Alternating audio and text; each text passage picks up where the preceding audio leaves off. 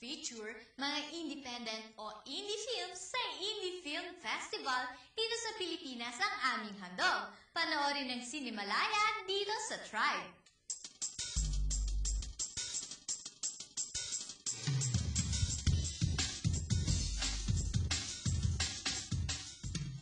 Indie. Hinango sa salitang independent, na ang ibig sabihin ay malaya. Kung lalagyan mo ito ng salitang sine sa unahan, iyong makukuha ang pangalan ng pinakasikat na indie film fest sa Pinas, ang Cinemalaya. Sa kanyang ika-5 taon ay nakamtan na ng Cinemalaya ang pagkilala ng maraming tao, hindi lamang ng mga audience, kundi pati ang mga industriya ng mainstream ng pelikula. Kaya naman ang tawag nila dito ay The Big Small Film Festival. Ito ay ginaganap sa CCP tuwing buwan ng Hulyo. Cinemalaya is part of our Indie Month, which is late June to July, and Cinemalaya is the one for film. That month of our 40th anniversary is dedicated to our younger audiences. Kada taon ay nagkakaroon ng pagbabago sa Cinemalaya. Every new crop may improvements sa technicals. There's more confidence, more understanding by the participants of the directions that Cinemalaya would like to take. So on its 5th year, I cannot say what is going to be different, but for sure the films will be much different from last year. There are more mainstream actors who are now involved in some of the films, which is a good indication that the mainstream cinema is beginning to notice independent cinema. At take note, special ang Cinemalaya ngayon.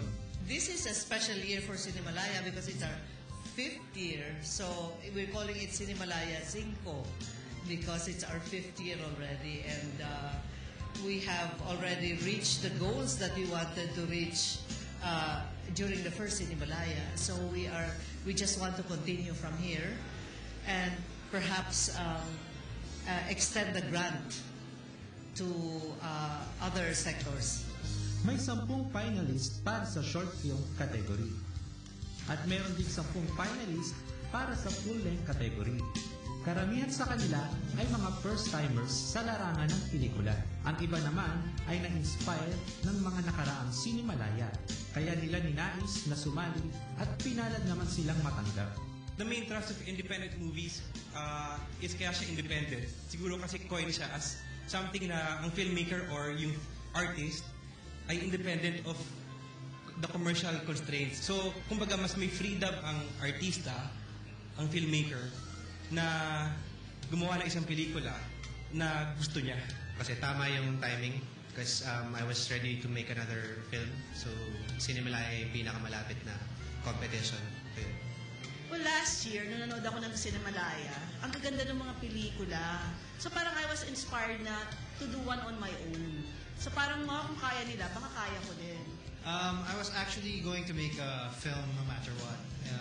Yung friend ko nag-suggest sa akin to enter it. So, just if I'm gonna make it, sabi niya, I might as well win money or something if I win. So, that's why.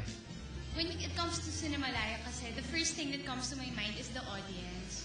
So, I made it a point after making the film to join Cinemalaya so I'd get the audience that I want for a short film like mine. Yes, actually, this is my second time. So, last year, meron din akong entry sa short film din. So, yun, yung reason ko, it's to, lahat naman siguro is contribute, makapag-contribute nung kahit papaano dun sa sinasabing upsurge ng movement ng mga filmmakers at filmmakers sa Pilipinas. Madami ang sumusuporta sa Big Small Film Festival. Isa na rito si Lilet Reyes, na siyang gumawa ng libreng ads para sa Cinemalaya 5. Yup, tama ang narinig ninyo.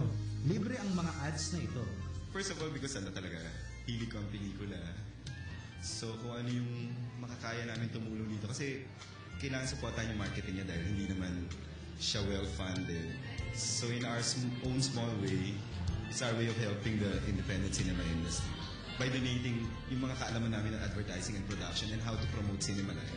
Hindi lamang ads ang ginawa ni Ginoong Lilit para sa Cinemalaya 5. Dahil sa kasikatan ng mga free online video streaming sites, naisipan din nilang gumawa ng hindi lang isa, hindi lang dalawa, kundi 3 short films para lalo pang marami ang makaalam sa Cinemalaya.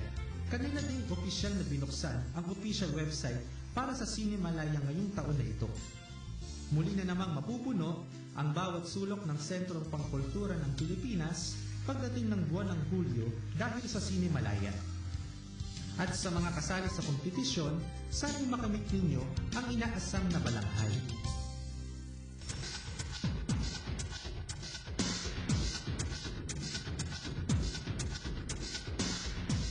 Sana'y nasiyahan kayo sa